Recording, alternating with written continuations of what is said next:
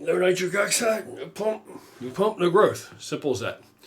So the best part about making this video is I know that there's a bunch of busters out there and would-be experts.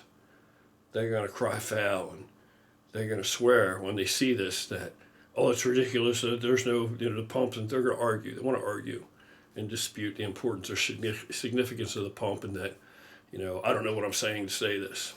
But I assure you, I know what I'm saying.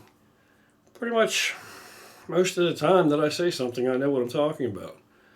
Or else I probably wouldn't be trying to talk about it. I'm not one of these guys that just decides tomorrow to make a video about something that's popular, which I know nothing about, and Google it and read all up on it so I can try to make a video about it. I don't do that, But part of the fun for me personally in making this particular video is because people are going to complain and bitch and cry and moan that, oh no, that's not correct. That's not correct. And I like to see, how many people what they really do not know. I like to see what they really don't know. And they embarrass themselves. They will come right out there and let you see how little they understand. They really understand. What they are is they're people who have read things. They're well read, but they can't apply it. They can't apply it. So what good does it do? It's all theoretical knowledge. It's not real world experience-based knowledge. And it's okay. Nothing wrong with reading about something, but you know what?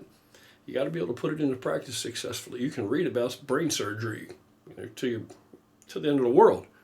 But if you wanted to be a brain surgeon, sooner or later, you're going to have to perform brain surgery. And hopefully, you're going to become successful. You're going to have some success at it, right? Same with anything else. Same with anything else. So, no pump, no growth. Well, let's talk about that a little bit. Nitric oxide is critical. No nitric oxide, no pump. No pump, no growth. Now, the studies where you can really find this information out are real medical studies that don't have anything to do with actual people trying to gain muscle. Some of the best information comes from the studies that have been done, medical studies that have been done in regards to muscular dystrophy. You really want to find out some stuff about the important role of nitric oxide pertaining to muscle growth and retention, even, much less growth, just the muscle retention. Read some of the work that's been done, particularly toward addressing Becker's muscular dystrophy, and how they found that tadalafil citrate, better known as, of course, Cialis, that's a trade name, how that has been very revealing and promising in the treatment and slowing down the wasting of muscle for particularly Becker's muscular dystrophy patients. See, all the things that people think we know about because it's all science, well, it is all science. But the reality is we don't understand the science. We don't know all these things. And really, there's no clear path in sight, and there's no end date when we can see from here that by this date we're going to know everything about this. No, we still don't know. In fact, the research that I've read about they're using the Cialis, tadalafil citrate, to treat, or they're doing trials with people with Becker's muscular dystrophy, because what it does is it enables them to achieve a pump, and you'll see that in the literature for the studies. It enables them to get a pump. And originally, this is surprising and impressive because originally they supposed that people with muscular dystrophy in itself, they didn't make nitric oxide.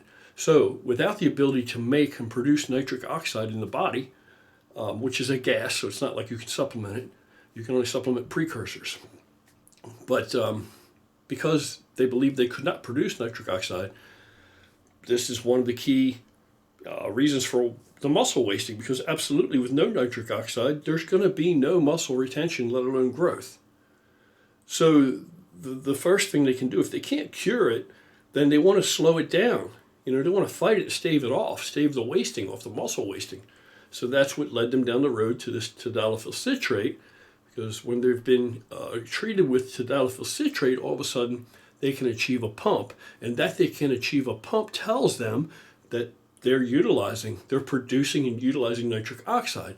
What they've learned from this specifically is that they were incorrect previously when they believed that folks with muscular dystrophy did not produce nitric oxide. They do produce nitric oxide. They don't have any problem producing nitric oxide. There's something wrong with their uptake of it. And they don't even know by what mechanism this actually works yet or understand it. But I mean, they didn't even know that they produce nitric oxide. They didn't even know that. They just supposed they weren't even producing it. Turns out they are producing it.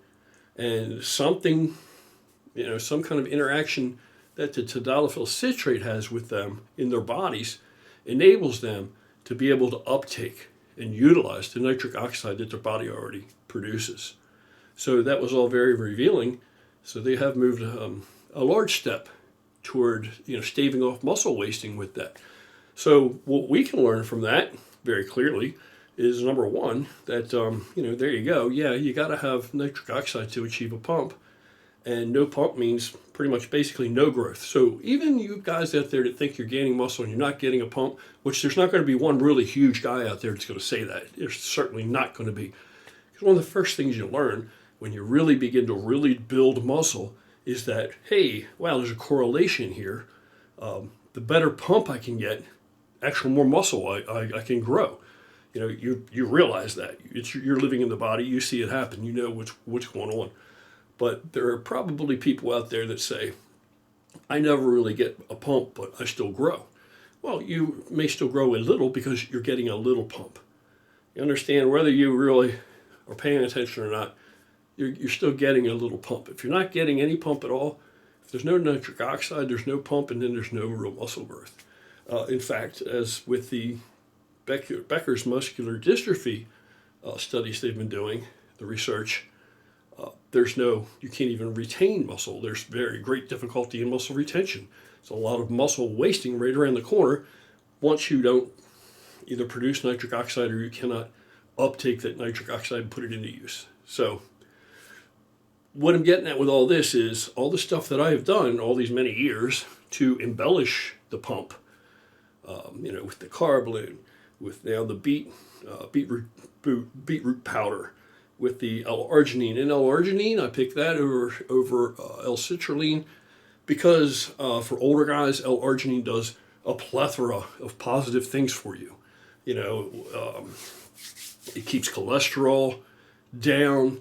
It breaks up plaque. I mean, it does all these things, And of course, proof, like always, is in the pudding in my life if it works.